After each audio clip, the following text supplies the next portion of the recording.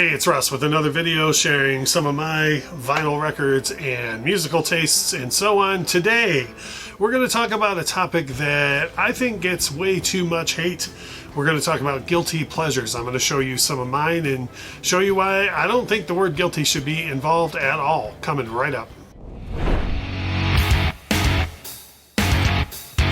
So with guilty pleasures, what a lot of people do is they end up apologizing for their musical taste or something that moves them, and they end up saying, "Oh, sorry, it's a guilty pleasure."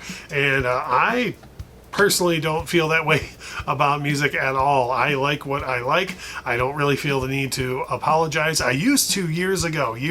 I would say exactly that, like a song like "My Heart Will Go On," and somebody rolls their eyes and you say, "Oh, sorry, it's a guilty pleasure." You know, I just don't do that anymore, and I don't think anybody else should either. I think songs that move you for whatever reason, you should play them loud and proud, and maybe not everybody has to appreciate it, but I think that you should definitely be proud of your own musical taste. So I thought I would pick 5 here today that I could definitely and have been told about these cuts that, you know, oh man, that's terrible, or I had people roll their eyes and they say, "Oh, is that a guilty pleasure?"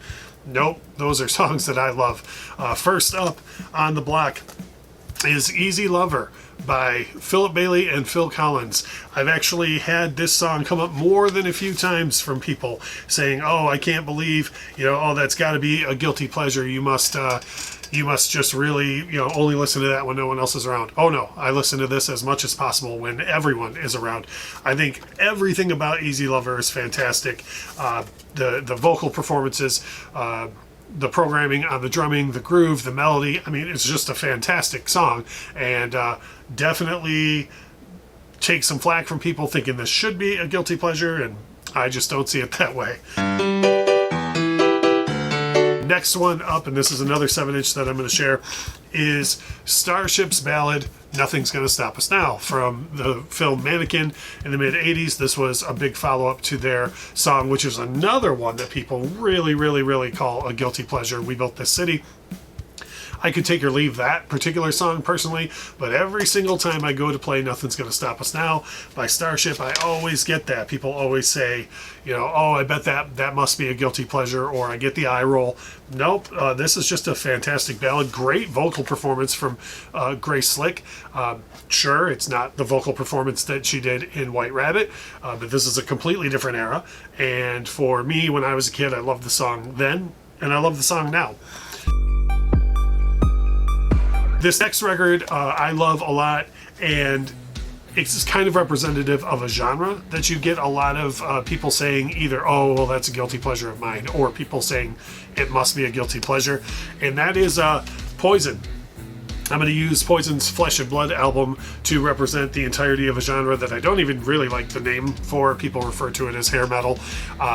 I get that that's the easiest way to say, "Oh, okay, that's the genre that we're talking about." And yes, everybody, even though this is considered Poison's a little bit later era, and they have, you know, quite a bit different look than when they first came out, it's still the easiest moniker for that genre, and I understand that. But this was good music then, and it's good music now. One thing I like about Poison, and no one really ever gives Poison any respect, really, is that all of the bands of that era all tried to jump the bandwagon to alternative, or to be considered in with the music that came in the early 90s, the grunge era and alternative sounds and whatnot. Poison did not do that. They never did that, for good or for bad. For my good, all Poison put out for their entire career is music that sounds like Poison. Like, they didn't do an alternative record, they didn't try and do a more serious album. Some might consider Native Tongue to be a little more serious, the album that's after this, but still the same themes are there. And I personally believe that there's a time and place for every type of music, and I definitely think there's a time and a place for the music from Poison.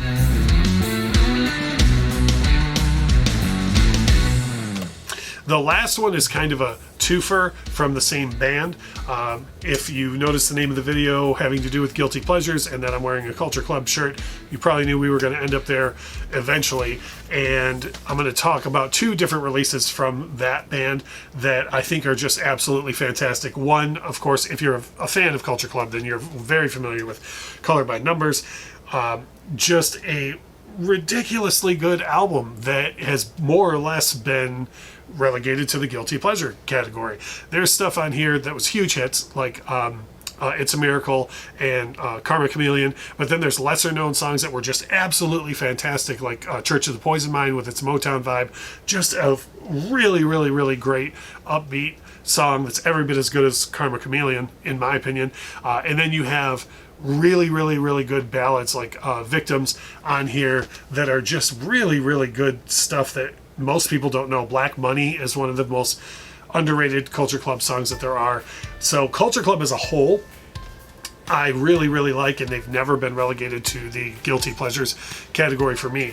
And the reason why they get a twofer is because a lot of times when artists like this come out with something that gets relegated to the guilty pleasures category, fans stop paying attention.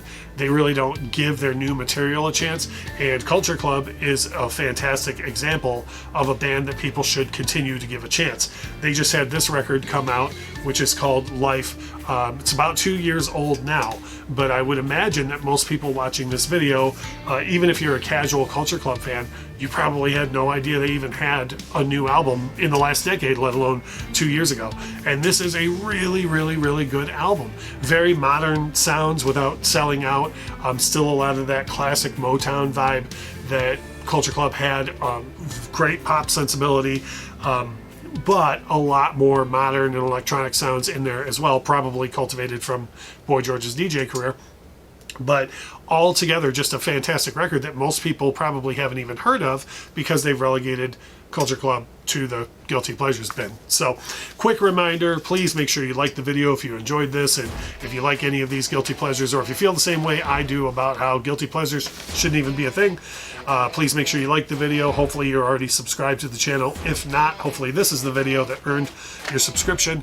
And please make sure you comment and tell me what are some of your songs that people think are guilty pleasures. Maybe there's some surprises in there. You know, what's your easy lover, your Nothing's Gonna Stop Us Now, or your band like Poison. Make sure to drop a comment, and thanks for watching.